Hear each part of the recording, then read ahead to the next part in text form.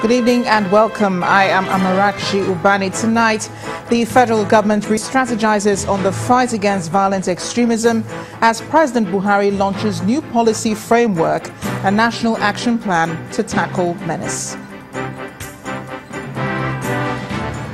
Lawmakers fault key assumptions in the 2018 budget as they commence debate on the document in both chambers of the National Assembly.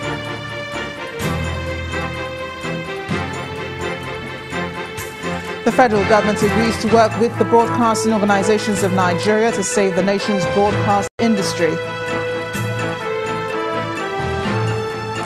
And Kenyan President Uhuru Kenyatta vows to unite his country as he takes oath of office for a second term in Nairobi. On business news tonight, investment analysts expect pick-up in Nigeria's economic activity and lower cost of borrowing among commercial lenders next year. And on sports news tonight, the Confederation of African Football, CAF, is to use video assistant referee, VAR, for the first time at the African Nations Championship in Morocco next year. And from Abuja, alleged leader of the movement for the emancipation of the Niger Delta, Henry Oka, filed an application challenging his conviction before South Africa's Constitutional Court.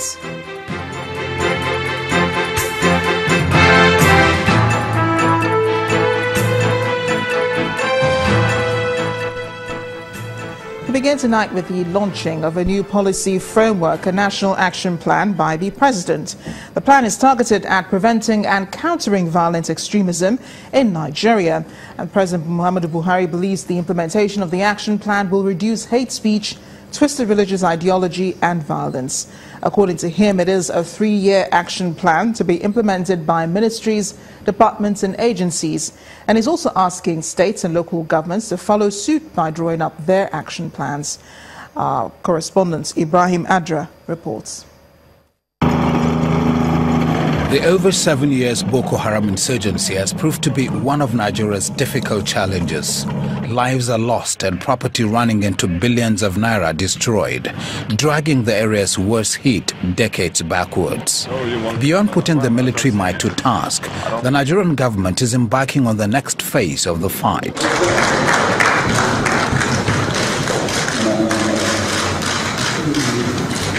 The government's plan to prevent and counter violent extremism is outlined in this document.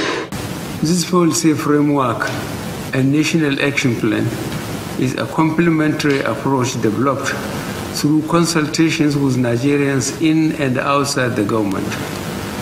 We are committed also to implement the framework through the whole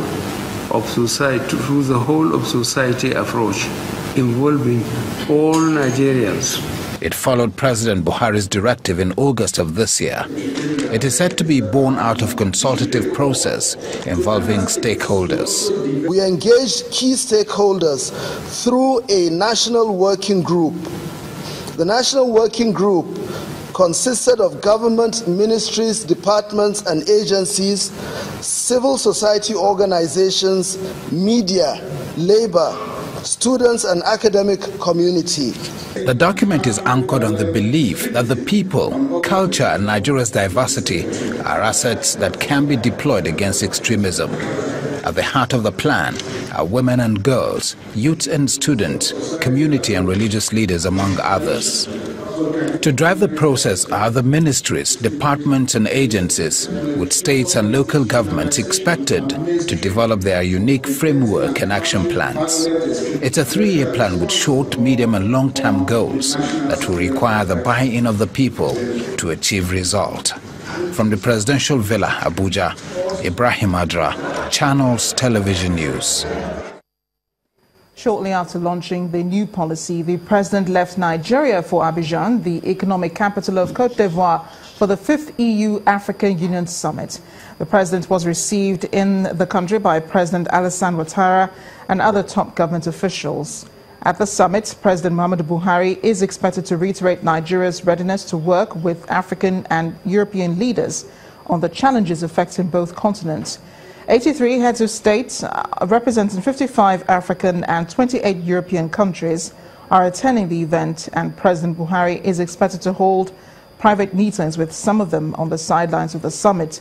The special advisor to the president on media and publicity, Mr. Femi Adesina, explains that President Buhari would also participate in working sessions during the summit with the theme, Investing in the Youth for Sustainable Development.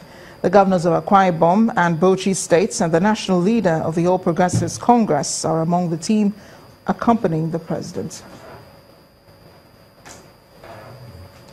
The president's new approach to fighting extremism signals the beginning of an end to insurgency in Nigeria, especially with the younger ones. But the loftiness of the approach can only be appreciated when there are meaningful results. The president is hopeful the new strategy will correct the wrongs of the past, set up a bright future, and stop the excesses of others. It appears like a new beginning for the federal government. Something just has to be done about the gruesome killings in the country's northeast and militancy in the Niger Delta. The massacre of innocent citizens in that region has defied almost every possible solution since 2009, when the radical Boko Haram terrorist group held sway.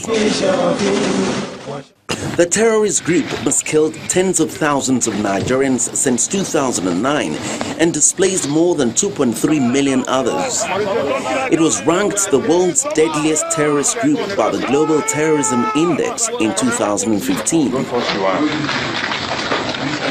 Over the years, government has faced the terrorists fire for fire. It also claims they have decimated the group, weakened its stronghold, and forcing them into the mountains of the Sambisa forest. But the ruthless terrorists have resorted to suicide bombings, a total departure from their audacious confrontation with the military. Now, President Buhari is seeing beyond just fighting the terrorists. He wants his government to leverage on the gains recorded in the fight, and more importantly, he wants to put a final stop to the violent extremism. He's introducing a reorientation of ideology targeting children, youths, and women. This new plan seems innovative and probably new to the global fight against terrorism. Will this new strategy right the wrongs of the past? That's the big question begging for answers. Let's get some perspective on the issue. Joining me now is retired military officer Colonel Francis Okosun. Is here on the News at 10. Thank you for joining us tonight. I appreciate you all being here. Thank you, Amarachi. Now, on the surface, it appears the new framework has little to do with the security, but given the Office of the National Security Advisor is going to also drive this process, what would you say is the implication of this National Action Plan security-wise? This is what ought to be done. This is what should have been done before now. We didn't do this, that's why we had Boko Haram. Nobody thought about this, that's why the militants in the Niger Delta reared their heads. Now here it is. There are reasons for unrest, part of which is the human. You address requirements, you address fears of people. The government has decided now to do what should have been done before now. That is to say, engage all stakeholders, NGOs, ministries, departments, agencies, schools, the religious organizations. All these will come in. It's a medium to long-term initiative. And that is what others do, and that's what we should do. Now, I want to make a point here. This is not about addressing Boko Haram. This is just so that we don't have Boko Harams creeping up in the future. Because Boko Haram is an ideology, for example. Call it what you may. Boko Haram is a problem on our hands that has to be dealt with, which we are dealing with, which I hope we'll deal with conclusively. But I should also warn that it has gone past the incipient stage and has gotten to where we are now. Dealing with it will not be as simple as most people expect. Is this the multifaceted approach that we should have applied a long time ago? Will this help to stem the growth of more Boko Harams, like you say? Precisely. It will help to ameliorate the situation. It will help to deal with those factors that encourage extremism. Boko Haram was extremists, is extremist, and will continue to be so. Call it, brand it anything, ideology or whatever. The truth is, it's an ill wind that blows nobody any good. And how will this help to improve or stem the situation in the Niger Delta? It, like I said, it was not meant to deal with existing problems. It is just so we don't have multiplicity of related problems in the future. Perhaps seeing government's goodwill, good intentions, probably would help. It will help. Well, this government, after all, is intent on having things done properly. Let's give them a chance. That might just well be the positive impact it will have on the existing ones. But the government is dealing with Boko Haram and the Niger Delta crisis the way they know best. Then how can this help to correct some of the ideological beliefs that some of these groups would have? You say that, well, this is supposed to stem the multiplicity of other groups of Boko Haram, yes, of MEND and so on, these groups, yes, that are terrorizing areas. Then how will this, what should be the strategy here? I mean, is this sensitization? Is it a call to drop arms? So what exactly should be the strategy? Well, before we came on air, I listened to the National Security Advisor reading out snippets of what they intend to do. The package is all-encompassing. The package will include such measures, such steps, such approaches to be used. That is what the entire package will be. Now, I should also add that I am aware that the Office of National Security Advisor, on the sidelines of the last UN General Assembly in New York, did a presentation before the United Nations, which included the ways and means, the way to go about this. And it was accepted as being in line with world best practices. This is the way to go about it. And what the government is doing, I am sure, is the right way to go about it. Can ideologies like Boko Haram be corrected? And how can they be corrected? Correct ideology. Ideology is a way of life, it's a way of thinking, it's a thought process. Now, how do you do that? You do that by making sure people are not indoctrinated. And you do it early, nip it in the bud. That's what this initiative is out to do. You can't teach an old dog new tricks.